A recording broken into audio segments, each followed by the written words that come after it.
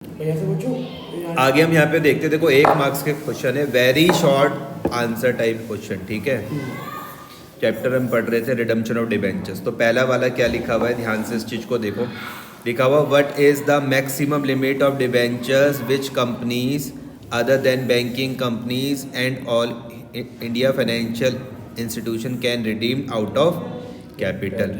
तो क्वेश्चन क्या है कि what is the maximum limit, वो तुमसे पूछ रहे हैं maximum limit of debentures which companies, किस किस को छोड़कर कहा गया, किस किस को छोड़कर, बैंकिंग कंपनीज को छोड़ दो और ऑल इंडिया फाइनेंसिंग कंपनी को छोड़ दो, जो आप रिडीम कर सकते हो कहाँ से, आउट ऑफ कैपिटल से, जो आप रिडीम कर सकते हो कहाँ से, आउट ऑफ कैपिटल से। तो आंसर इसका क्या है, लिस्टेड कंपनीज। कौन सी कंपनीज होती हैं वो होती हैं भैया लिस्टेड कंपनी। पहला वाला लेक्चर याद आ रहा है, हाँ। Listed companies. तो आप बोलोगे listed companies can redeem all the debentures out of capital. और जो अनलिस्टेड कंपनी होती है, जो कौन सी होती है, unlisted companies can redeem maximum 90% of their debentures out of capital. याद आ रहा है। अगला एक और है यहाँ पर, enumerate any 2 methods of redemption of debentures. 2 methods बताओ रिडम्पशन ऑफ डिबेंचर्स के। पहला क्या है, बाय पेमेंट इन लमसम, या तो आप सबको एक साथ पैसा दे दो डिबेंचर्स होल्डर्स को जैसे ही टाइम उनका खत्म हो। दूसरा है बाय पेमेंट, उनको इंस्टॉलमेंट में दे दो, ठीक है।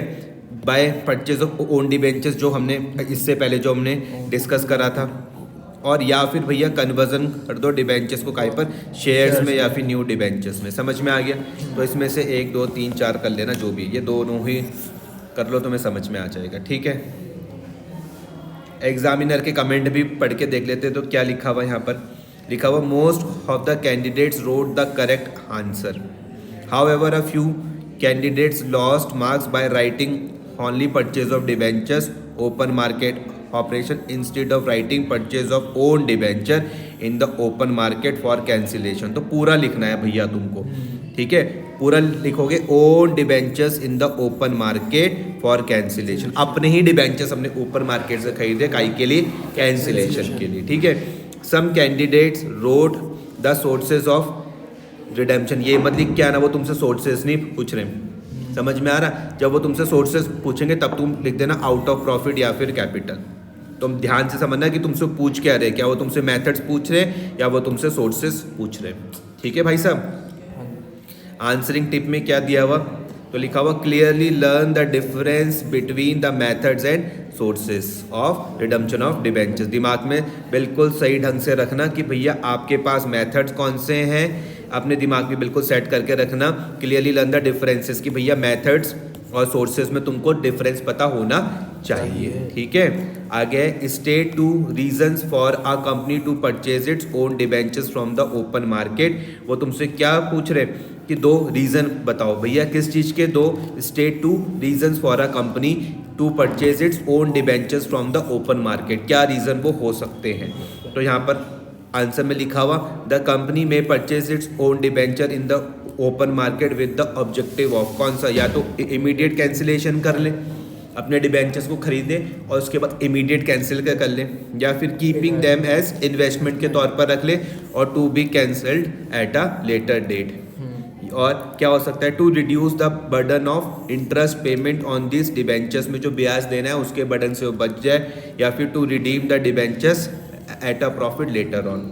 समझ में आ गया, कारण समझ रहे हो। क्या पूछ रहे थे कि भैया 2 रीजन बताओ काई के लिए, फॉर अ कंपनी के लिए, कि वो अपने डिबेंचर्स को क्या करते हैं, परचेज करते हैं, कहाँ से, ओपन मार्केट से। तो लिखा हुआ द कंपनी में purchase is own debentures in the open market with the objective of, कौन कौन सा, या तो इमीडिएट कैंसिलेशन कर ले, या फिर वो उन्हें इन्वेस्टमेंट के तौर पर रख ले और उन्हें बाद में जाके कैंसिल करे, या फिर वो अपना जो इंटरेस्ट पेमेंट का जो बर्डन है उसको रिड्यूस कर सकते हैं, या फिर टू रिडीम द डिबेंचर्स, वो बाद में अपने डिबेंचर्स को रिडीम कर ले काय पर, प्रॉफिट में। इन दोनों में से कोई भी आपको, मतलब इन चारों में से कोई सा भी 2 लिखना है। ये पहले के 2 आपको आ ही गए, समझ में आया। एक और क्वेश्चन है, आज का लास्ट क्वेश्चन है, यहाँ पे ध्यान से समझो। ए लिमिटेड वॉज टू रिडीम, मतलब क्या होता है, रिडीम मतलब होता है वापस देना, ठीक है। 10% डिबेंचर्स हैं ऑफ ₹100 ईच ऑन 30 जून 2021।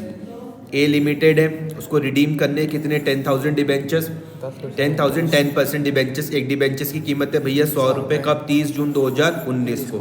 तो वो बोल रहे हैं how much amount must be transfer to DRR debenture redemption reserve में कितनी अमाउंट ट्रांसफर करनी है by assuming that the company is unlisted.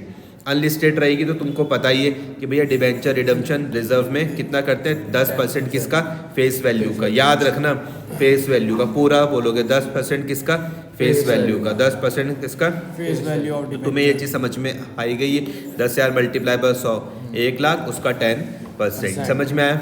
तो भैया जो DRR होता है वो होता है कितना 10% और अगर DRI हुआ वो कितना है 15%। ठीक है, कल से मैं तुम्हारे साथ जो है 3 मार्क्स के क्वेश्चन डिस्कस करना स्टार्ट करूँगा यहाँ से, इतना कर लोगे ना? ठीक है।